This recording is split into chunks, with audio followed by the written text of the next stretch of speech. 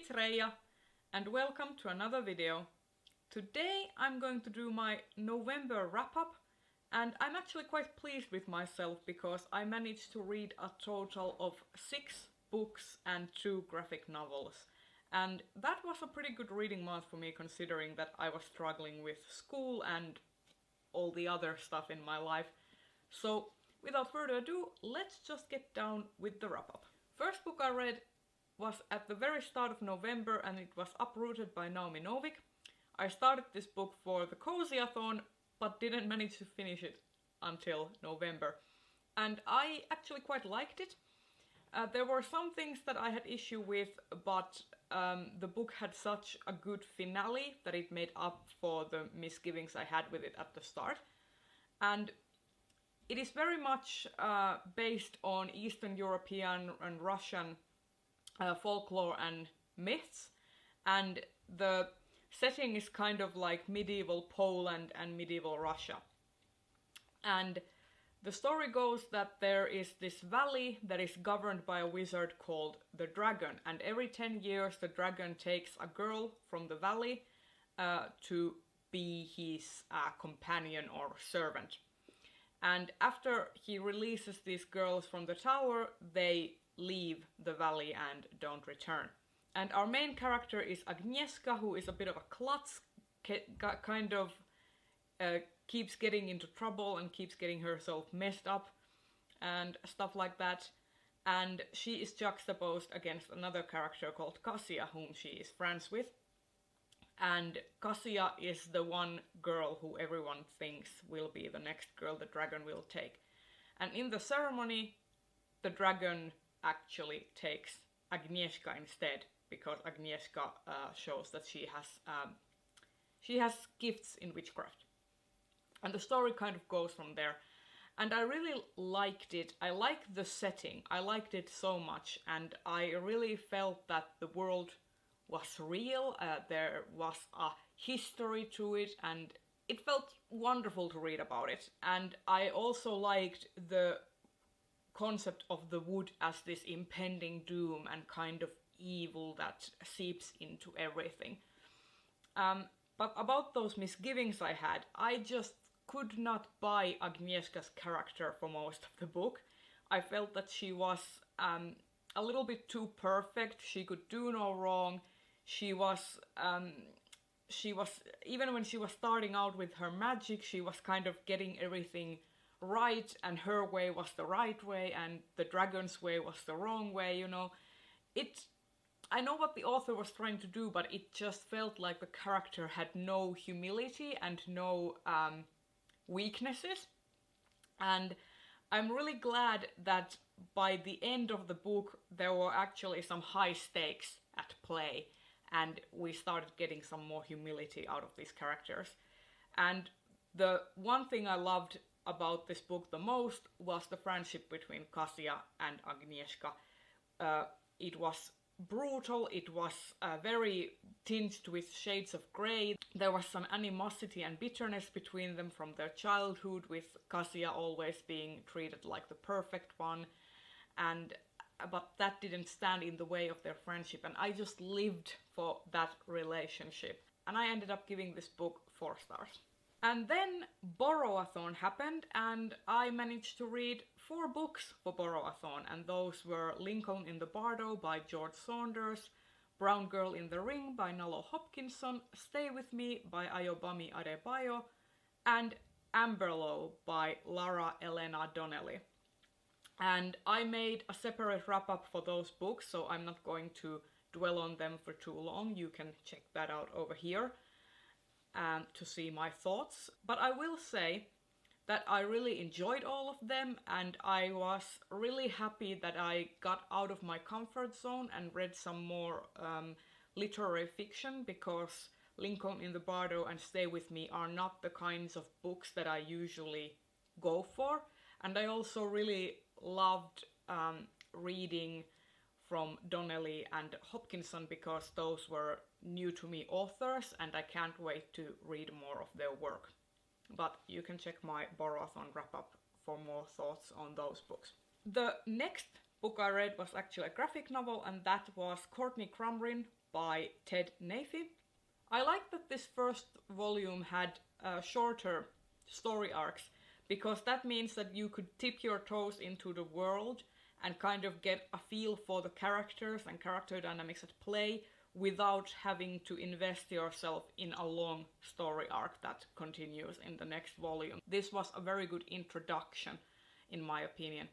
And this story is about a girl called Courtney, who is a bit of an asshole. She's kind of a loner and mean-spirited and sarcastic, and she moves into her great uncle's manor with her parents, and it turns out her great uncle is a wizard of sorts, and she gets into all sorts of shenanigans in the town, and I quite enjoyed this first volume. I do have to say that the art wasn't my favorite. I felt that there was some continuation errors in some panels, with characters switching seats in the school scene, and also the characters' faces didn't stay on model all that well, so they looked different depending on the panel, but the backgrounds were really cool. And I actually think that the colors in this first volume kind of impeded with the art style. I think it would work better with a black and white art style, and there are actually black and white versions of these comics, and Maya from Maya Reads actually lent me her copies of the next volumes that are in black and white, so I will try those next and see if I like the art style more in those. But I ended up giving this one 3 stars. Then I read Monstrous Volume 2 by Marjorie M. Liu and Sana Takeda, and I actually really like this a lot more than the first volume. I think the first volume had a lot on its plate because it had to do the job of establishing characters and establishing the world, and therefore it kind of feels a bit cluttered. And for me also the story didn't feel all that special in the first one, because I've read a lot of, for example, manga that deals with that kind of monster in a person, and the monster and the host have to work together sort of scheme. So I gave the first volume 3 stars, and it was okay, but like not mind-blowing to me. But this second volume really upped the ante. I felt that the story is now starting to become a bit more unique, with more characters introduced and the lore of the world explored a bit more. The art style has been phenomenal since volume 1, so there's like nothing more to say about that. It's just divine. And I especially like the introduction of the Tiger Brothers and a certain fox demon that appears in this book.